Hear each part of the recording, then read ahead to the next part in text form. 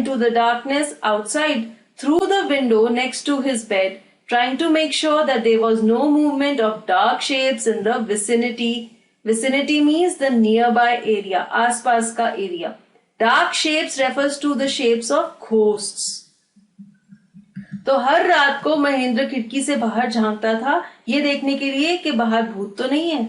But he could only see a sea of darkness with the twinkling lights of the factory miles away. उसे बाहर कुछ नहीं दिखता था, अंधेरा होता था और दूर फैक्ट्री की लाइटें दिखती थी. He had always liked to admire the milk-white landscape on full moon nights. But after hearing Iswaran's story of the female ghost, he avoided looking out of his window altogether when the moon was full. वैसे तो महेंद्र को full moon की जो चांदनी है, जब moon पूरा होता है, फुल होता है, पूर्णमांशी होती है, वो बहुत अच्छी लगती थी. लेकिन जब से उसने ईश्वरन की कहानी सुनी थी कि फुल मून वाली रात को एक लेडी का भूत आता है जो कि बहुत ही डरावना होता है, वो खिड़की से बाहर ही नहीं देखता था फुल मून वाली रात को. One night Mahendra was woken up from his sleep by a low moan close to his window. Moan is the sound of someone crying. एक रात को जब महेंद्र सो रहा था उसकी नींद खुल गई क्योंकि उसे किसी के रोने की आवाज सुनाई दी. At first he put it down to a cat prowling around for mice. Prowling means searching.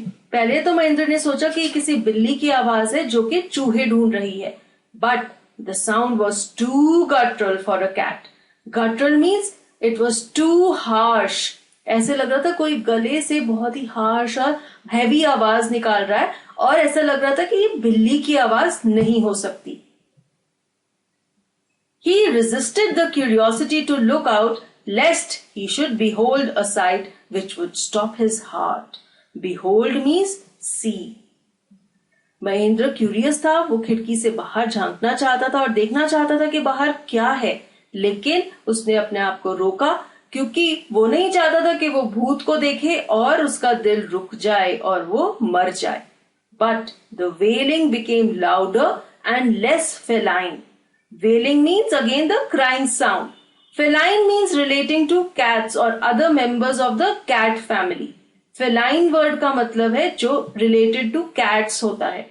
लेकिन वो जो रोने की आवाज है वो और भी ज्यादा बढ़ती गई और ऐसे लग रहा था कि वो बिल्ली की आवाज नहीं है.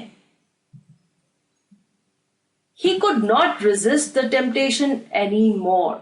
Lowering himself to the level of the windowsill, he looked out at the white sheet of moonlight outside.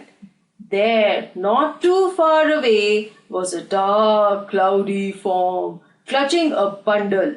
Mahendra broke into a cold sweat and fell back on the pillow, panting. Panting means breathing heavily. अब महेंद्र एकदम से नीचे झुक गया और उसने अपना चेहरा ऊपर उठाया खिड़की की हाइट तक और उसने बाहर क्या देखा? मूनलाइट थी, चांदनी रात थी, पूर्णमासी थी और सामने एक भूतनी थी. उसने हाथ में एक बंडल पकड़ा हुआ था, जैसे कि ईश्वरन ने कहा था कि वो अपनी गोद में एक अनबॉर्न बेबी पकड़ती है. जैसे ही महेंद्र ने ये देखा वो तो डर गया, उसे ठंडा पसीना आ गया, which means he was full of fear. और वो अपने बेड पर जाकर जोर से गिर गया और वो बहुत हाँफ रहा था. As he gradually recovered from the ghastly experience, he began to reason with himself and finally concluded that it must have been some sort of autosuggestion. Ghastly means causing horror and fear, and autosuggestion means subconscious adoption of an idea which one has originated oneself. Some trick that his subconscious had played on him. धीरे धीरे थोड़ी देर के बाद Mahendra normal हो गया. वो अपने डर से बाहर निकलने की कोशिश कर रहा था और उसने ये सोचा कि हो सकता है जैसे कि हमने भूतों के बारे में बात की है और वो भूतों से डर रहा था और वही सोच रहा था, तो हो सकता है कि उसके ही दिमाग ने उसे वो भूत की फॉर्म दिखाई हो और सच में ऐसा ना हो. ऐसा सोच के महेंद्र अपने आप को तसल्ली देने की कोशिश कर रहा था और वो ये सोचना चाह रहा था कि सच में कोई भूत नहीं है, ये उसके मन घड़त विचार है और उसके मन ही ने उसे ये इमेज दिखाई है. By the time he had got up in the morning, had a bath and come out to have his breakfast, the horror of the previous night had faded from his memory. Iswaran greeted him at the door with his lunch packet and his bag. अब जब सुबह नहा धो के नाश्ता करने के लिए महेंद्र बाहर आया तो वो पिछली रात का जो हॉरर एक्सपीरियंस था उसे भूल चुका था। ईश्वरन ने भी उसका लंच पैकेट और उसका बैग दिया और स्माइल कर रहा था। Just as Mahindra was stepping out, Iswaran grinned and said, "Sir, remember the other day when I was telling you about the female ghost with the fetus in its arms? You were so angry with me for imagining things. Well, you saw her yourself last night. I came running, hearing the sound of moaning that was coming from your room." Grinned means smiled broadly. अब जैसे ही महेंद्र जा रहा था, ईश्वरन ने उसे कहा कि sir, याद है उस दिन आपने मुझे कितना डांटा था जब मैंने आपको बताया था कि मैंने एक भूतनी देखी है जिसके हाथ में एक बेबी होता है, लेकिन कल रात आपने खुद से वो भूतनी देखी ना, मुझे आपके कमरे से रोने की आवाजें आ रही थी। तो एक बार फिर से ईश्वरन ने महेंद्र को ये बात याद दिला दी और उसने उसे कंफर्म कर दिया कि सच में ये भूतनी थी, आपके दिल ने, आपके दिमाग ने आपको वो इमेज नहीं दिखाई थी। Actually there was this ghost. और एक बार फिर से महेंद्र डर जाता है। A chill went down Mahendra's spine.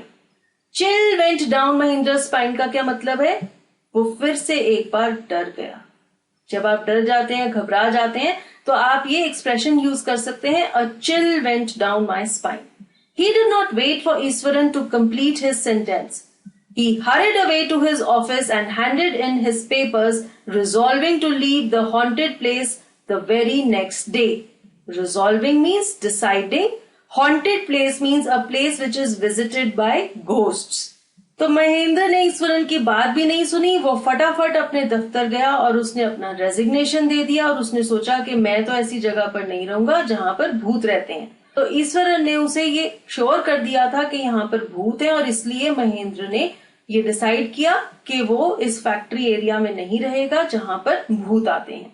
So with this we come to an end of this lesson. Thank you for watching this video, and for more videos please subscribe to our channel English Academy.